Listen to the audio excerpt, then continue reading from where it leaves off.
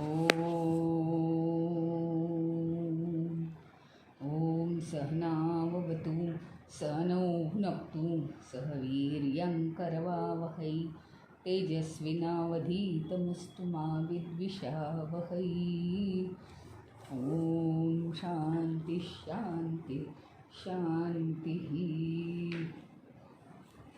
गुरुर्ब्रह्मा गुरुर्विष्णु गुरुर्देवो महेश्वरः गुरुरेव परं ब्रह्म तस्मै श्री गुरवे नमः। ॐ पार्थाय प्रतिबोधितां भगवतां नारायणेन स्वयं व्यासेन ग्रथितां पुराणमुनिना मध्ये महाभारतम् अद्वैतामृतवर्षिणीं भगवतीम् अष्टादशाध्यायिनीम् अम्ब त्वामनुसन्दधामि भगवद्गीते भवद्वेषिणीम्। नमोऽस्तु ते व्यासविशालबुद्धे पुल्लारविन्दायतपत्रनेत्र येन त्वया भारततैलपूर्णः प्रज्वालितो ज्ञानमयः प्रदीपः प्रपन्नपारिजाताय स्तोत्रवेत्रैकपाणये ज्ञानमुद्राय कृष्णाय गीतामृतदुहे नमः। सर्वोपनिषदो गावो दोग्धा गोपालनन्दनः पार्थो वत्ससुधीर्भोक्ता दुग्धं गीतामृतं महतः। वसुदेवसुतं देवं कंसचाणूरमर्दनं देवकी परमानन्दं कृष्णं वन्दे जगद्गुरुं। कृष्णं वन्दे जगद्गुरुं।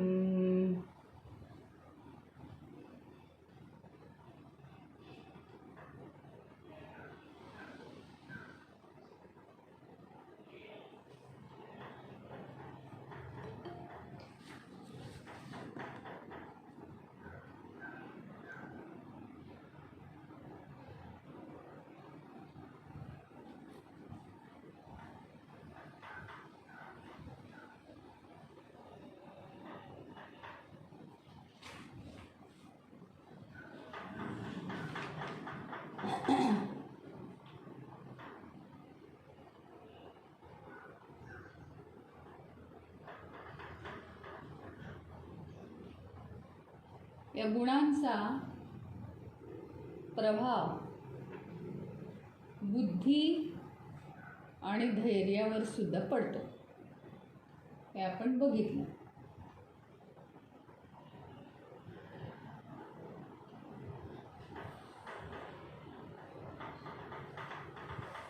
म्हणजे माणूस गोंधळून गेला असेल तर मंदावतो सुद्धा।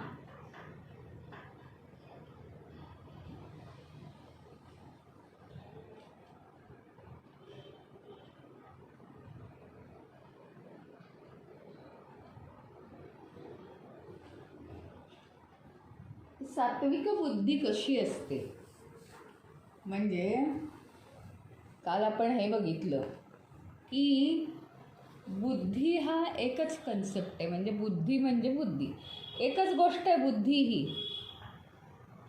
काल जसं आपण पाहिलं की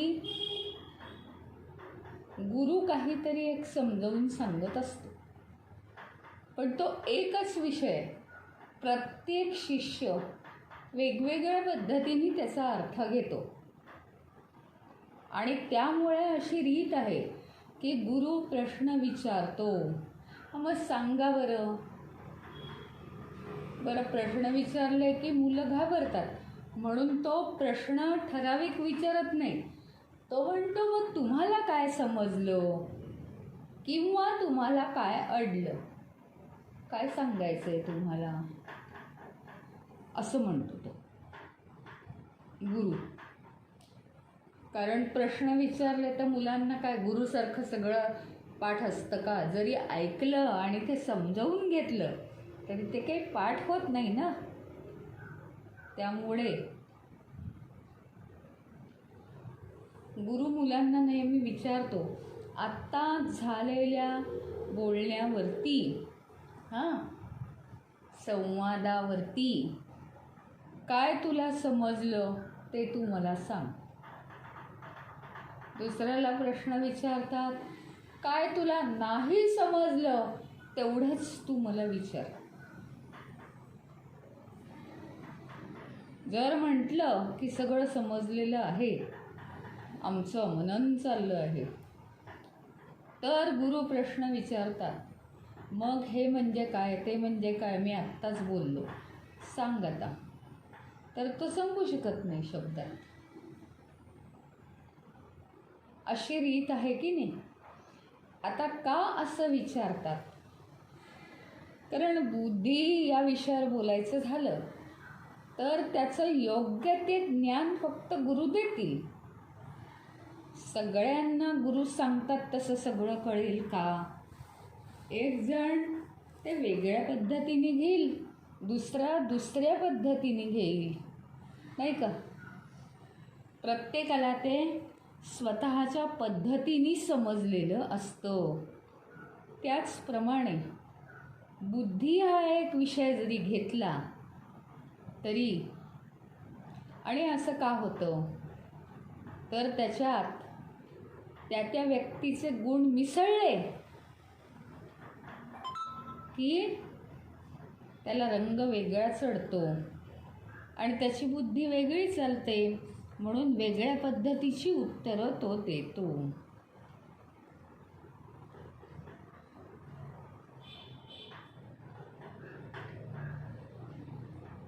असं आहे.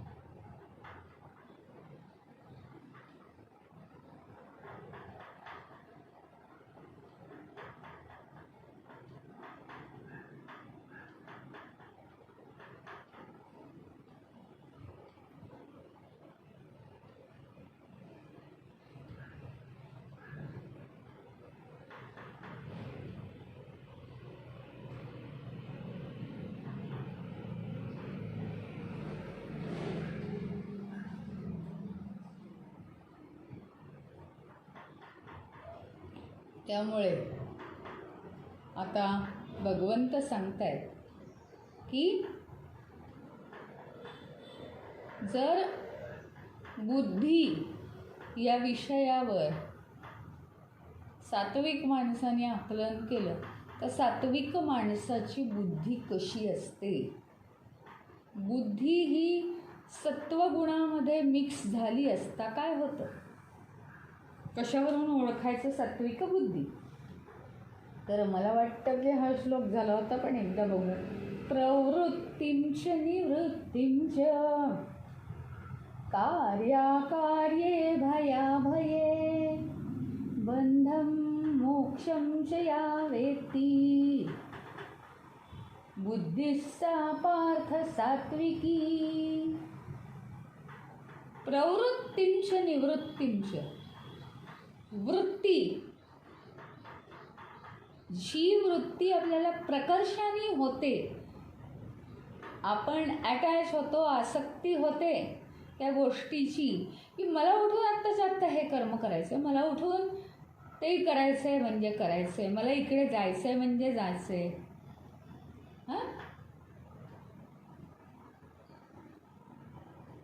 ही प्रवृत्ती कशामुळे होते? ही वृत्ती कशामुळे होते? कारण ती प्रकर्षेण वृत्ती. प्रकर्षेण वृत्ती म्हणजे काय? ती डबल पुश करून वृत्ती होते, जोरात होते ती वृत्ती. आपल्याला वृत्ती म्हणजे काहीतरी करण्यासाठी असलेला जो विचार आहे त्याला जबरदस्त प्रेरणा मिळणं अंतःकरणातून, त्याला म्हणतात प्रवृत्ती. आणि त्याच्या जोरावर आपलं जीवन चाललंय. अशी प्रेरणा, जोरदार प्रेरणा कामांची, जी इच्छा झाली आहे ती उठून ताबडतोब पूर्ण करावी, अशी प्रवृत्ती आपल्याला होते माणसाला. आणि म्हणून तो ते काम जोरदारपणे उठतो आणि करतो.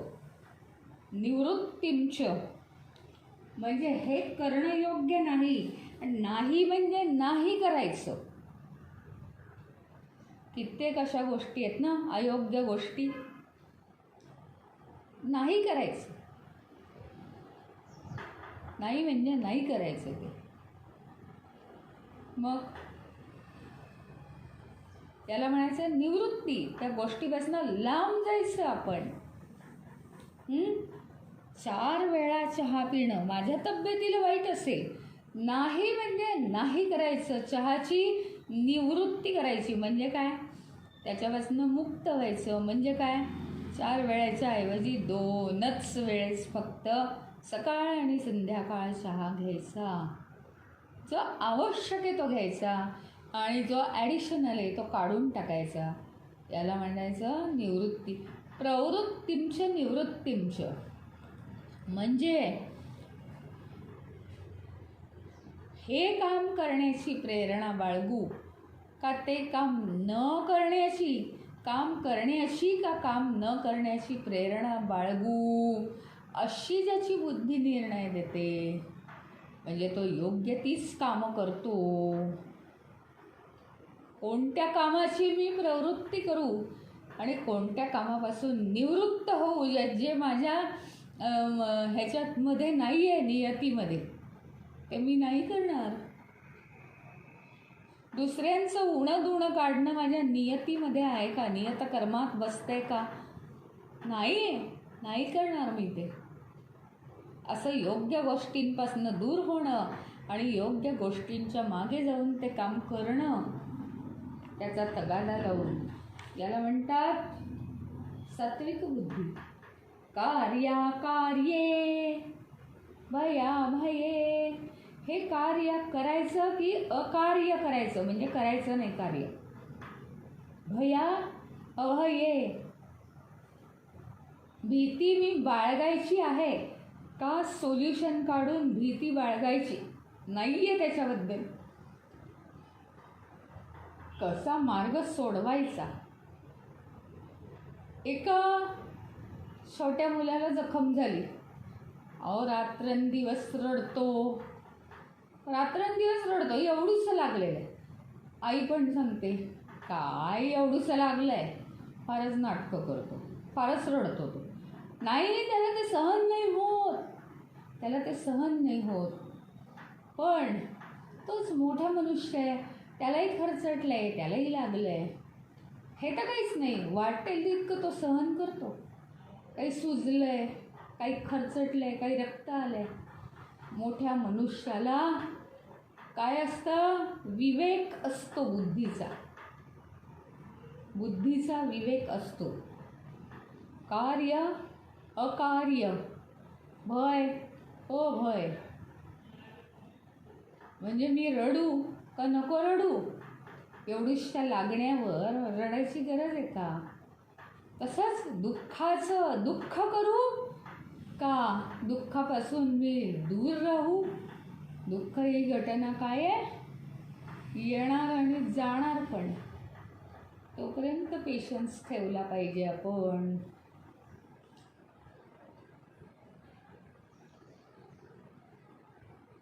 अशा रीतीने बंधम मोक्षम च या वेत्ती बुद्धिस्सा पार्थत सात्विकी. बंधम मोक्षम, ज्याचा विचार आपण जोरदार करतोय, करायचं म्हणजे करायचं, नाही करायचं म्हणजे नाही करायचं, असं सहज नाही आहे. ओके, ठीक आहे, आवश्यक आहे का? मग करून घेऊ ना आपण आज. हे किती काळजीचं, किती मोठं काम असेल. ओके, ठीक आहे, करूया. कामाला सुरुवात करायची. सुरुवात केली की काम संपायला सुरुवात होते. किंवा मला खूप अगदी पिकनिकला जायचं होतं, पण तिथे सगळं बंद आहे. हो, बरं, नको जायला. हे जितकं सहजपणे आपण स्वीकारतो, तितकं सहजपणे जीवनात सगळ्या गोष्टी स्वीकारल्या पाहिजेत आपण.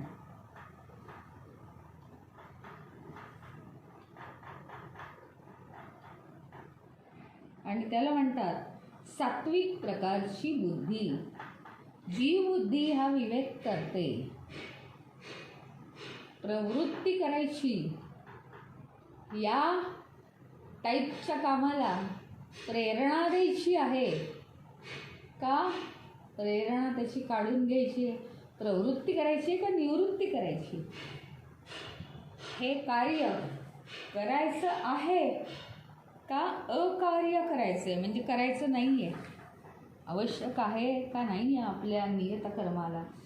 भय अभय, मला जो प्रॉब्लेम आहे कितीही छोटा असू दे कितीही मोठा असू दे, प्रॉब्लेम आहे त्याच्यावर सोल्युशन आहे, मला सोल्युशनवर काम करायचं आहे. मग मला जर सोल्युशनवर काम करायचं आहे तर मग मी का भीती बाळगायची. म्हणून अभय ठेवावं. भीतीने आपण प्रॉब्लेमपेक्षा दूर जातो काळजी वाटल्यामुळे. आणि बंध आणि मोक्ष, पण बंध आणि मोक्षाचं शास्त्र शिकलं पाहिजे. अरे असं झालं का, आणि मग ते लावून घ्यायचं मनाला आणि मग ते सारखं रिपीट करायचं मनामध्ये, झाला बंद, झाला बंद.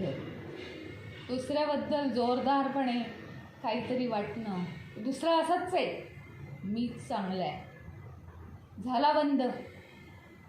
आणि म्हणून फार काळजीपूर्वक, फार विचारपूर्वक प्रत्येक गोष्टीवर, ठीक आहे दुसरा असा आहे, राहू दे ना, मला काय करायचं. प्रत्येक गोष्टीपासून मुक्त राहिलं की आपण मुक्त होतो, बंध होत नाहीत त्याला.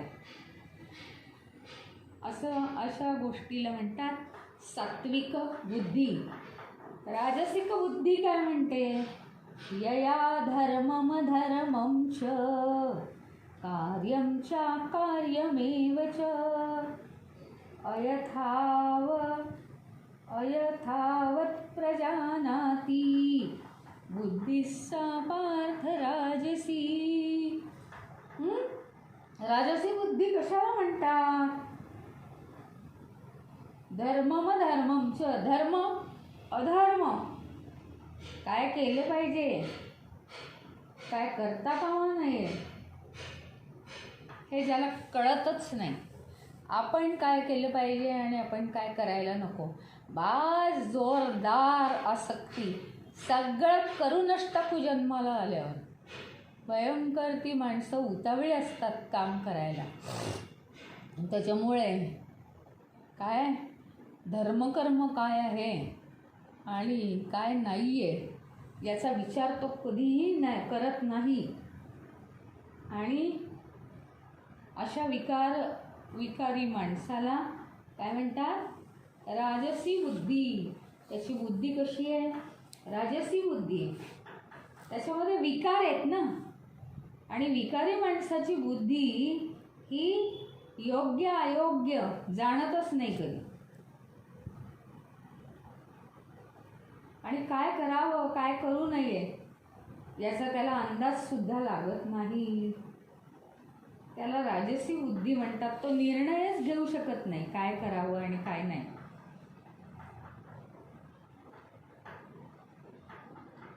त्याची बुद्धी कशी असते, का नाही तो निर्णय घेऊ शकत. धर्म आणि अधर्म याचं कार्य काय आहे, धर्माला अनुसरून कार्य काय आणि अयोग्य कार्य काय याचा तो का नाही विचार करू शकत. कारण विकारी असल्यामुळे, मोहित असल्यामुळे त्याची बुद्धी जरा भ्रमिष्ट झालेली असते. तो निर्णय घेऊ शकत नाही.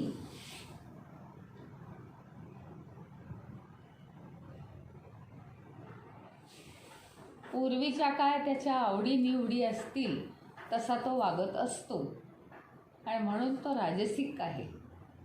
कंट्रोल नाही आहे त्याचा स्वतः.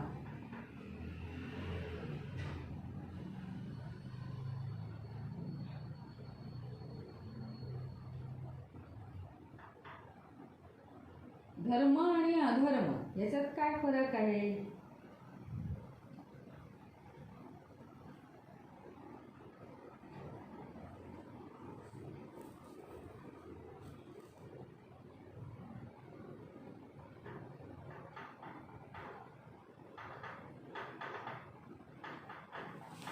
की जे सत्याला अनुसरून आहे ते धर्मकार्य, आणि जे सत्याला अनुसरून नाही ते अधर्मकार्य. तर तामसी बुद्धी काय म्हणते? अधर्मं धर्ममिति वा मन्यते तमसावृता सर्वथान् विपरीतांश्च बुद्धिस्सा पार्थ तामसी. जी बुद्धी नुसती घेरली गेली आहे अज्ञानाने, काहीच अर्थ नाही. म्हणजे इतकी ती घेरली गेली आहे की जे परमचुकीचं काम आहे तेच तो करायला जातो, विपरीत कार्य करतो, आणि चांगल्या चांगल्या गोष्टींना तो विकृत समजतो. अशी ज्याची बुद्धी आहे त्याला एकदम मंद बुद्धी, तामसी बुद्धी म्हणतात. समजायला हा अध्याय तसा सोपा आहे.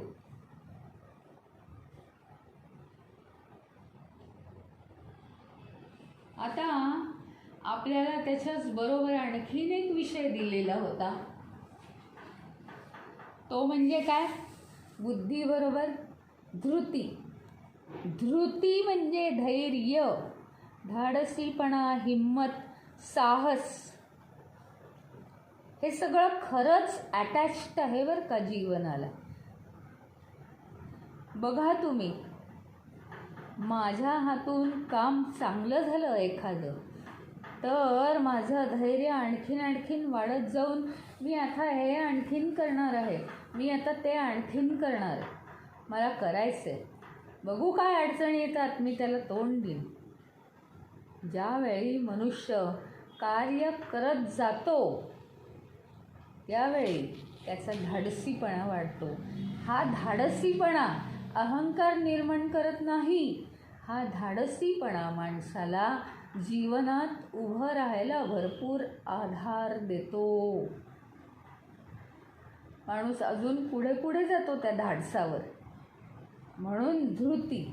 तर धृती ही सुद्धा 3 प्रकारची, कारण ज्या गुणातून ती धृती पास होते, ते धैर्य पास होतं, त्या गुणाप्रमाणे ते वागतं. सात्विक धैर्य, राजसिक धैर्य आणि तामसिक धैर्य आपल्या लक्षात आलंच असेल, अगदी पटकन लक्षात येतं. चाकूसुऱ्या घेऊन फिरणारे जे माणसं आहेत खून करण्याच्या इच्छेने, तर त्यांचं सुद्धा धाडस आहेच. ते कोणत्या प्रकारचं धाडस आहे?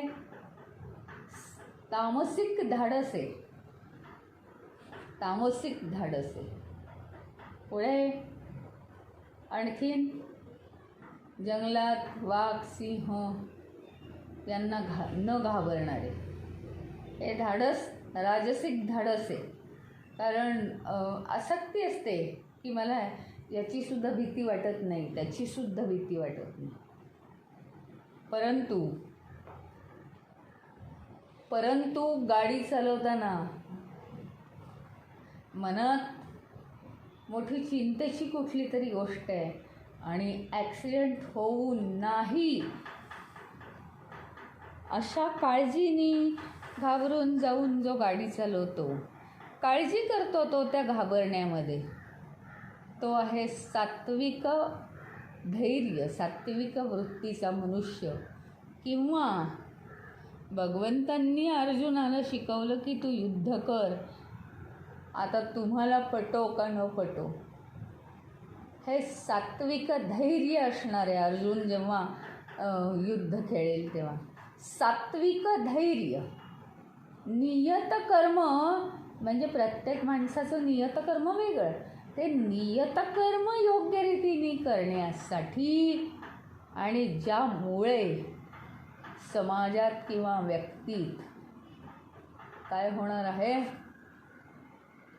हितावह होणार आहे,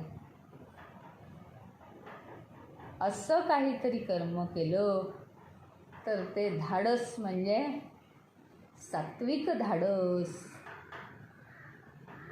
लक्षात येत नसेल तर विचारा.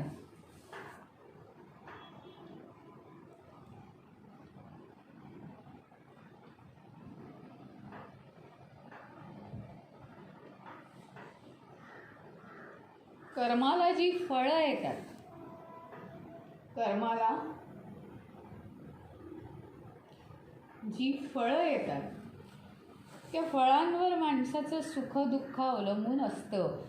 कारण तो त्यांनी ज्ञान घेतलेलंच नसतं. आता जो गीतेचं ज्ञान घेतो त्याला स्पष्ट सांगितलंच जातं ना, कर्माचा आग्रह धरा, फळाचा आग्रह धरू नका. परंतु सर्वसामान्य मनुष्य काय आहे, की सर्वसामान्य माणूस करतो काय, तो फळाचा विचार करतो आणि मग त्याचं सगळं सुख त्या फळावर अवलंबून असतं. हे सुद्धा सुख 3 प्रकारचं आहे.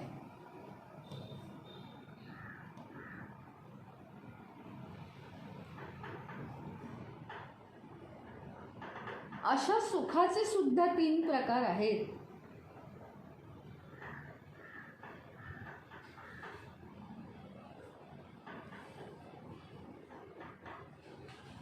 कारण ते सुख पुन्हा सात्विक माणसाच्या मनातून जातं, नंतर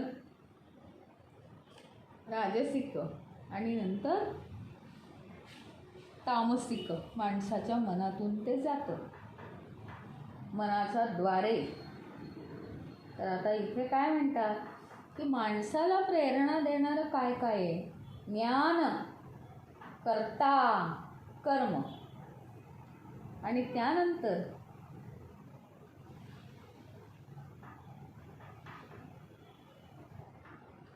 कर्माची मूळ प्रेरणा जी आहे,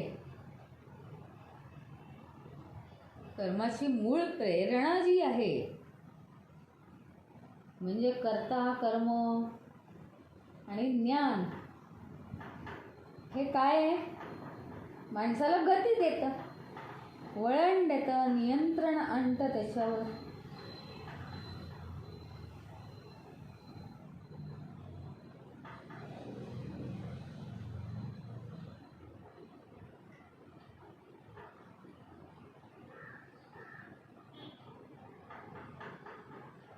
म्हणजे काय की यातनं एक प्रश्न निर्माण होतो, मनुष्य कर्म का करतो.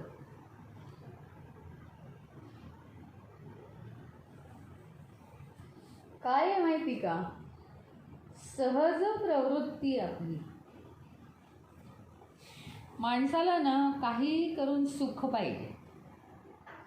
सुखासाठी माणूस काय करतो, लहान कामापासून मोठ्या कामापर्यंत तो बाहेर कामं करून त्या मोबदल्यात पैसे मिळवतो.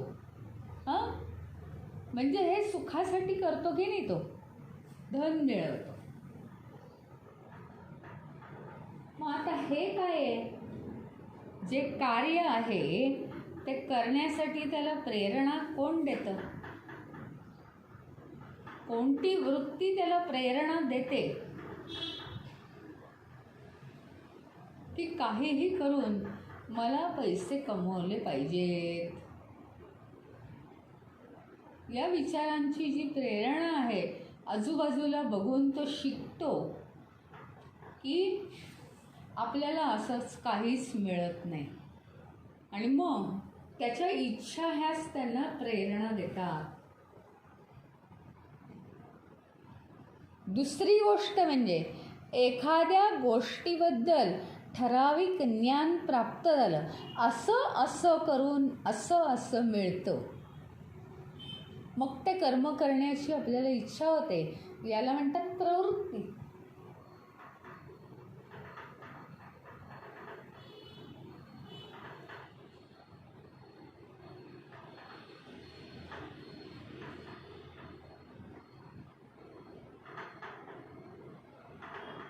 केवळ आपल्याला सुख पाहिजे म्हणून काहीतरी प्रवृत्ती करून तो कर्म करायची धडपड करतो, जन्मापासून मृत्यूपर्यंत.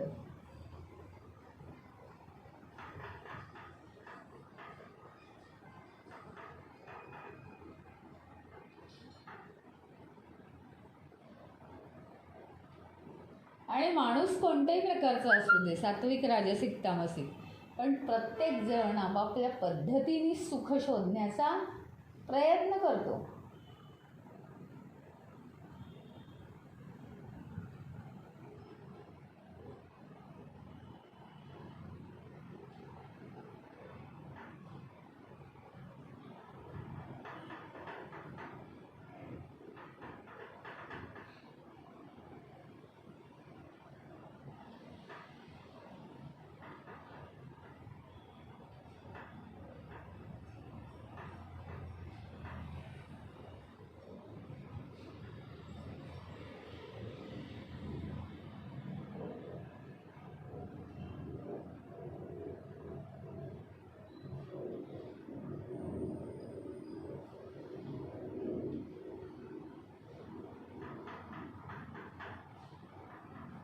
मग आता सात्विक सुख कसं असतं? यत्तदग्रे विषमिव परिणामे मृतोपमं तत्सुखं सात्विकं प्रोक्तम् आत्मबुद्धिप्रसादजम्. सात्विक सुख, शुद्ध सुख कसं असतं? सुरुवातीला जे विषासारखं वाटतं, हां, पण नंतर परिणामाने ते अमृतासारखं वाटतं. असा हा आत्मसाक्षात्काराचा जो प्रसाद आहे, तो ज्या मनुष्याला मिळतो त्याला सात्विक सुख म्हणतात. त्याच्याशिवाय कोणतंही सुख सात्विक नाही. सुरुवातीला फार कठीण वाटतं, पण नंतर ते फार सोपं होतं. म्हणजे विषासारखं वाटतं पण अमृतासारखं परिणाम देतं, अनुभव देतं. असं जे आत्मप्राप्ती आपण करून घेतो त्याला काय म्हणतात? सात्विक सुख. प्युरिटी आहे त्याच्यात, नैराश्य येतच नाही.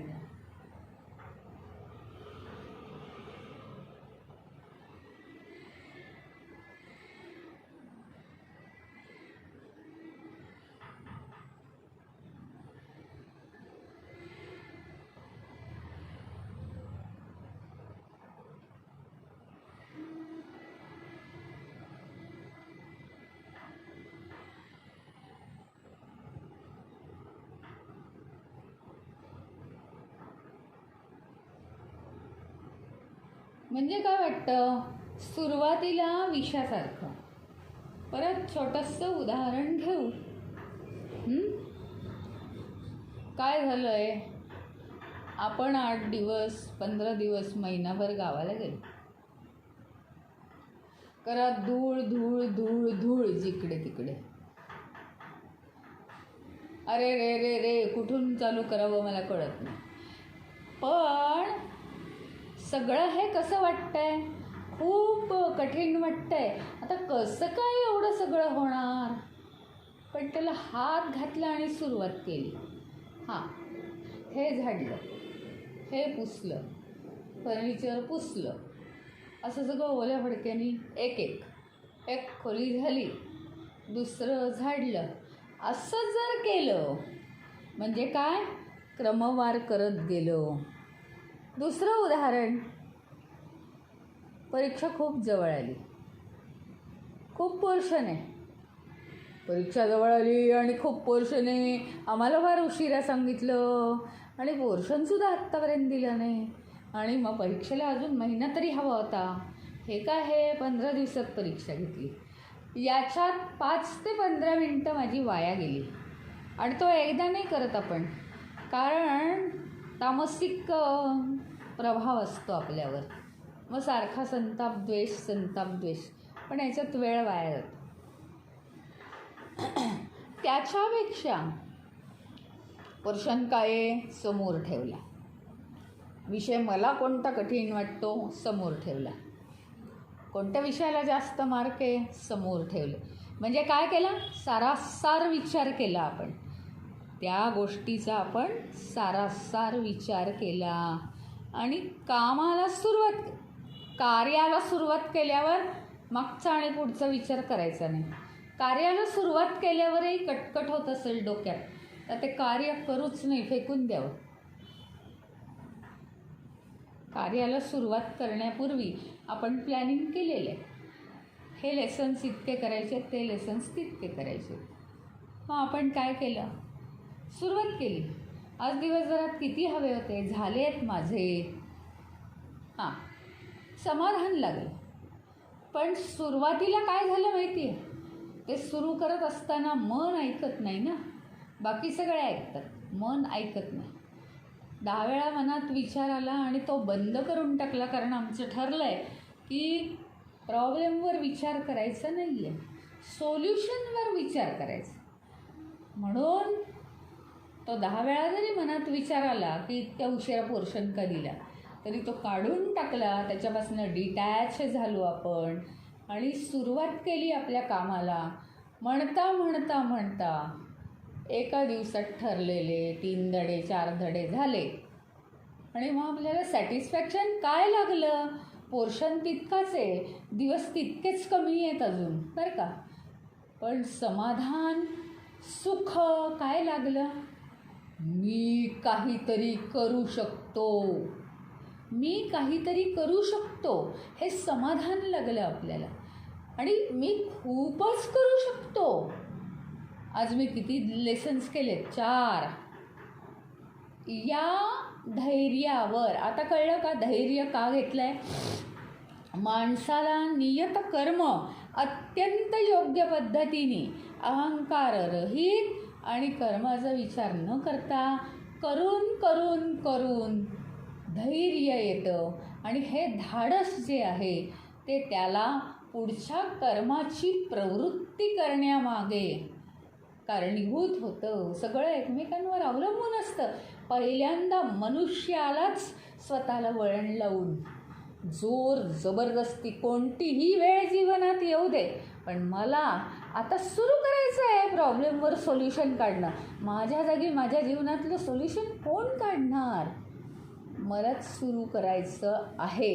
आणि ते काम सुरू झालं की ते संपायला सुरुवात होते. हे आपण नेहमी लक्षात ठेवावं. त्याच्यामुळे काय आहे? बुद्धी धृती ही प्रत्येकाची वेगवेगळी चालते आणि सात्विक माणसाची वेगळी चालते. त्याचं सगळं नियंत्रण असतं स्वतःवर. कोणत्याही परिस्थितीत नियंत्रण ठेवून नियत कर्म करणं अत्यंत आवश्यक आहे. ते जो करतो तो सात्विक मनुष्य. कुठेही गडबडून न जाता तो सात्विक मनुष्य.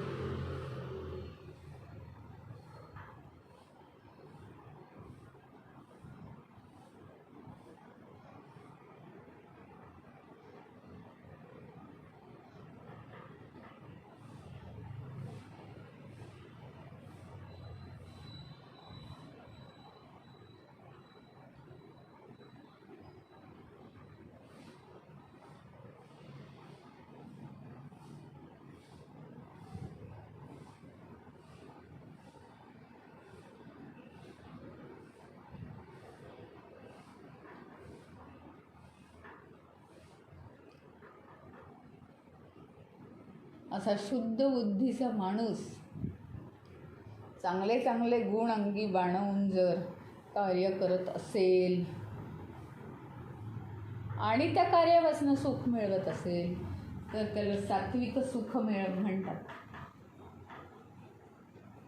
शिस्त पाहिजे आपल्याला. आणि कुठल्याही गोष्टीचं सखोल चिंतन पाहिजे. सखोल चिंतनाने केलेलं कार्यच चांगलं कार्य असतं. बुद्धीला शांती पाहिजे, स्वस्थता पाहिजे, तरच आपल्याला ईश्वराचा खरा प्रसाद त्या कर्मांमधून अनुभवायला मिळतो.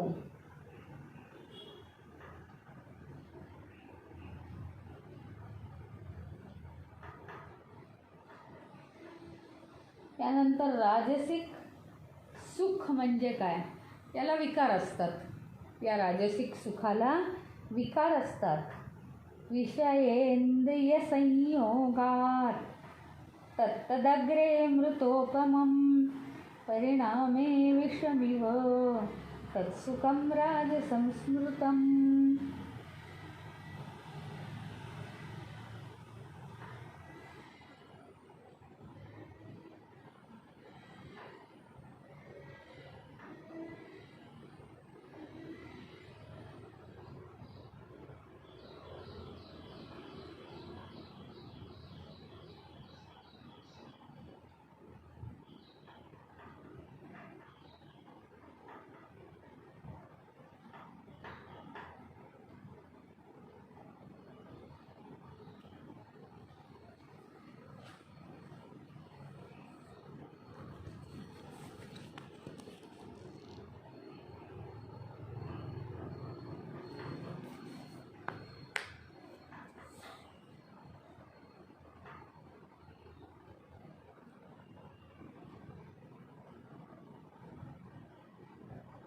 कोणतंही कार्य सुरू करताना जे विषाप्रमाणे वाटतं आणि जे अमृताप्रमाणे होतं ते कार्य झाल्यावर,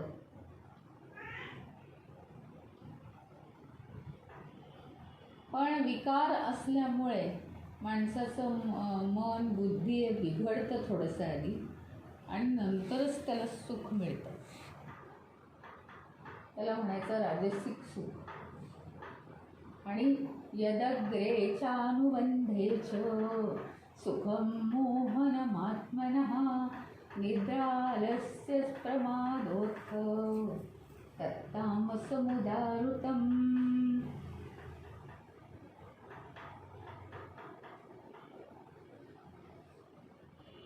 ज्याने नुसतं कर्म सुरू केलेलं आहे आणि तो भ्रमात पडायला सुरुवात होते, त्याला झोप यायला लागते, आळस यायला लागतो आणि त्यातनं त्याचा बेसावतपणा वाढतो.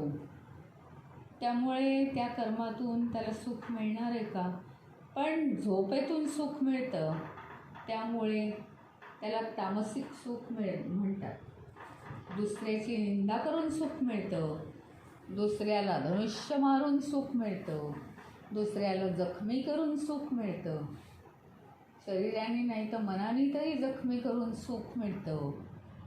त्याला म्हणतात तामसिक सुख.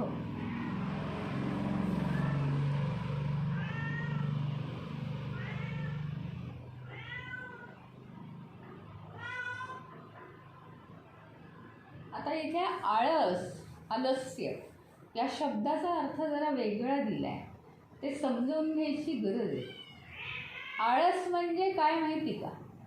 आळस याचा अर्थ झोपा काढणं नाही, तर एखादं काम महिने लांबवणं. त्यामुळे ज्या कर्मापासून जसं सुख मिळतं ते सुख आपल्याला मिळत नाही, त्याचा त्रास होतो. त्याचा त्रास होतो. कर्म केलं की आपल्या अंगात धैर्य येतं, बुद्धी सूक्ष्म होते, त्याचप्रमाणे आपल्याला सुख मिळतं. परंतु आलस्य म्हणजे काय? ज्याचा आपण कर्म करण्यासाठी पटकन निर्णय घेत नाही, किंवा अरे आज करायचं होतं पण जाऊ दे आता उद्या, जाऊ दे आता परवा, जाऊ दे आता तेरवा, असं आपण लांबवत राहतो. त्याला म्हटलंय इथे आलस्य. आणि असं करत करत त्या कर्माच्या बाबतीत असलेली बुद्धीचं सामर्थ्य निघून जातं. त्याचं कारण आहे ज्या विषयाशी आपण कनेक्टेड आहोत.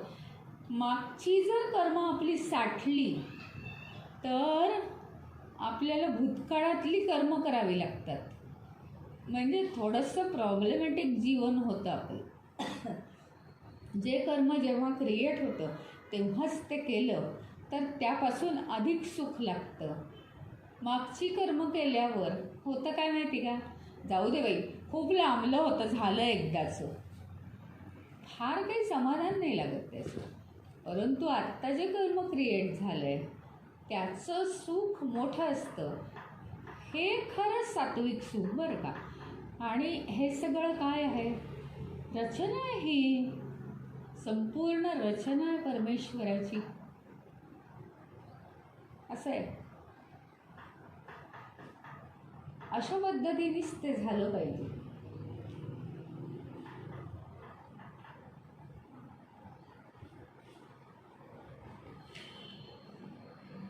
आता हे जे तीन जे गुण आहेत त्या गुणांमध्ये एकच एक गोष्ट मिसळली की कसे 3 प्रकार पडतात त्याचे. तसं तुम्ही हे लक्षात ठेवा, तुम्ही स्वतः कोणताही विषय बोलल्यानंतर 10 माणसं 10 अर्थ त्याचे घेतात. एकाने अर्थ वाईट घेतला, त्याच्यावर रागवायचं. एकाने अर्थ खूप चांगला घेतला, त्याच्याशी अटॅचमेंट करायची. एखाद्याला तुमच्या बोलण्याचा अर्थ कळला नाही, तो अगदी मूर्ख आहे असं म्हणायचं. याची गरज नाही आहे. संपूर्ण प्रोसेस आपल्या स्वतःच्या बाबतीत सुद्धा समानतेने चालत असते. म्हणजे मी जे काही अर्थ घेतो ते माझ्या संस्कारांप्रमाणे, माझ्या वासनांप्रमाणे. वासनांचे जे संस्कार आहेत जन्मानुजन्मांचे, त्याच्याप्रमाणे मी अर्थ घेत असतो. आणि म्हणून आपण कशाचाही अर्थ काहीही लावायची गरज नाही. आपण सांगायचं काम केलं, ज्याने जसं घ्यायचं आहे. आपला अट्टहास का पाहिजे की याने असाच अर्थ घ्यावा? नाही. त्याच्या जीवनात जे असेल तसा तो अर्थ घेणार आहे, तसा तो आपल्याशी वागणार पण आहे. मी एखादी गोष्ट सरळ सरळ केली असेल पण त्याचं जर डोकं वाकडं चालतं तर त्यांनी वाकडा अर्थ घेतला तर मला जास्त काठाकूट करण्याची गरजच नाही आहे. दुसऱ्याला जे करायचं ते करू दे ना, विषय संपला. आणि हे 3 गुण म्हणजे ह्याच्यात प्रमुख हेच सांगायचं आहे की या 3 गुणांनी युक्त असलेल्या व्यक्तिमधून जेव्हा एकच एक विषय पास होतो तेव्हा त्याला त्या गुणाचं स्वरूप प्राप्त होतं. काल सांगितल्याप्रमाणे जे फळ सरबतात घातलं त्या फळाची गोडी सरबताला आलेली आहे. त्या फळाची चव त्या सरबताला आलेली आहे. जी गोष्ट ज्ञान असो, कर्ता असो, कर्म असो, बुद्धी असो, धृती असो, सगळं असो, सुख असो, पण ते जर सात्विकतेतून पास झालं तर ते वेगळं वाटतं. त्याला सात्विक स्वरूप. राजसिकतेतून पास झालं तर राजसिक स्वरूप. आणि तामसिकतेतून पास झालं तर त्याला तामसिक स्वरूप प्राप्त होतं. हे आपण समजून घ्यावं. दुसऱ्याच्याही बाबतीत तसं आहे आणि माझ्याही बाबतीत ते तसंच आहे. फक्त सुधारायचा हक्क कोणाला आहे? मला माझ्या स्वतःवर नियंत्रण ठेवून मला स्वतःला सुधारण्याचा अधिकार आहे. मला दुसऱ्याच्या सुधारण्याचा अधिकार नाही. आणि जर अधिकार नाही तर मी वेस्ट ऑफ टाईम मनामध्ये त्याच्याबद्दल विचार करून वाणीने काहीतरी उलटंपालटं बोलून का वेळ वाया घालवायचा आहे माझ्या जीवनाचा? आणि मला जर ते काम नाही आहे तर मी का ते काम करायचं आहे? मग या सगळ्या गोष्टींचा म्हणजे 3 गुणांचा कसा कसा प्रभाव पडतो हे सांगून झाल्यावर त्याचा समारोप म्हणून आता भगवंत सांगतायत, न तदस्ति पृथिव्यां वा दिवि देवेषु वा पुनः सत्वं प्रकृतिजैर्मुक्तं यदेभिः स्यात् त्रिभिर्गुणैः. म्हणजे काय? पृथिव्यां वा दिवी. दिवी म्हणजे स्वर्ग. पृथ्वीवर किंवा स्वर्ग.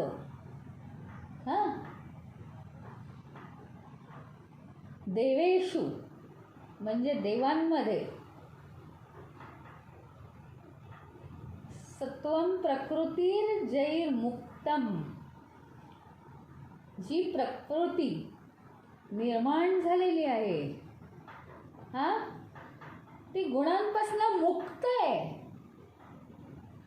ती गुणांपासून कशी आहे? मुक्त आहे. बरं का, आता परमेश्वराचं म्हणणं आहे की मी विश्व निर्माण करतो. मग आपण काय म्हटलं, त्याचे दोन भाग तयार झाले, प्रकृती आणि पुरुष. ही प्रकृती जी मूळ ईश्वराने तयार केली आहे ती सर्व गुणांपासून मुक्त आहे. पण आता व्यक्ती पण निर्माण झाले आहेत ना, त्यामुळे 3 गुण आले रे आले की 3 गुणांचा प्रभाव सुरू झाला व्यक्तीवर.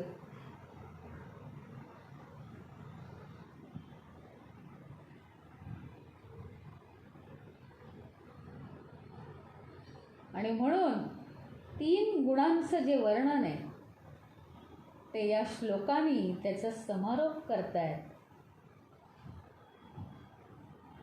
ज्ञान, कर्म, बुद्धी, धृती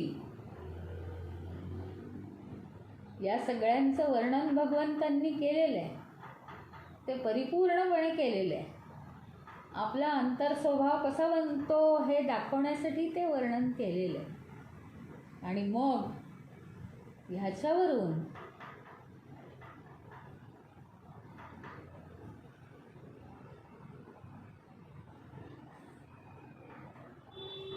कोणत्या अवस्थेत आपण आहोत हा अभ्यास आपण केला पाहिजे आणि वर चढण्याचा प्रयत्न केला पाहिजे.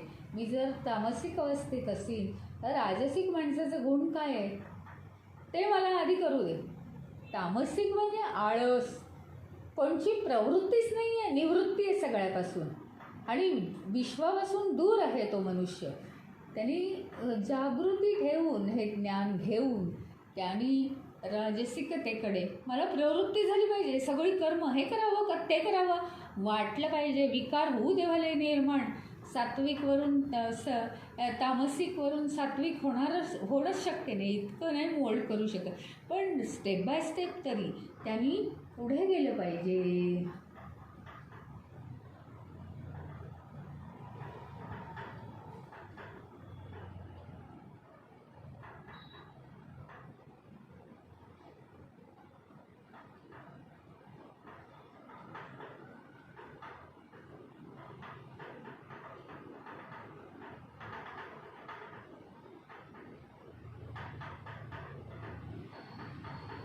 आणि गुणांचं वर्णन करता करता या गुणांच्या पलीकडे पण काहीतरी आहे. सात्विक माणसाला सांगितलेलं आहे की हां ठीक आहे, गुणांचा परिणाम झाला आहे माझ्यावर म्हणशील आणि तिथेच थांबू नको विकास तुझा. तर तू काय करायचं आहे, असं एक दिलेलं आहे की नाही, असं एक तत्त्व आहे इथे की जे गुणांच्या पलीकडे, ज्याच्यावर गुणांचा प्रभाव होत नाही तसा तू बन. सात्विक माणसाने थांबायचं नाही आहे मी म्हणजे ग्रेट म्हणून, असंही भगवंतांनी सांगितलेलं आहे. आणि त्यांनी चैतन्य होऊन राहायचं आहे. पण तरीसुद्धा आता इथे 4 वर्ण दिलेले आहेत. याचा सखोल अभ्यास आपण उद्याच्या आपल्या ह्याच्यात करणार आहोत. उद्या शनिवार आहे. आपण आज इथे 40व्या श्लोकात आलो आहोत. पण 40वा श्लोक हा एक्सप्लेनेशनला परत ते 2 ओळी घेऊन मला सांगायचा आहे. बराच मोठा आहे, विचार करण्यासारखा आहे. समारोपाचा श्लोक आहे. हा अध्याय जवळजवळ निम्मा संपलावर का. आपल्या सर्वांच्या सहकार्याने. आता जर कोणाला काही प्रश्न असतील तर विचारा.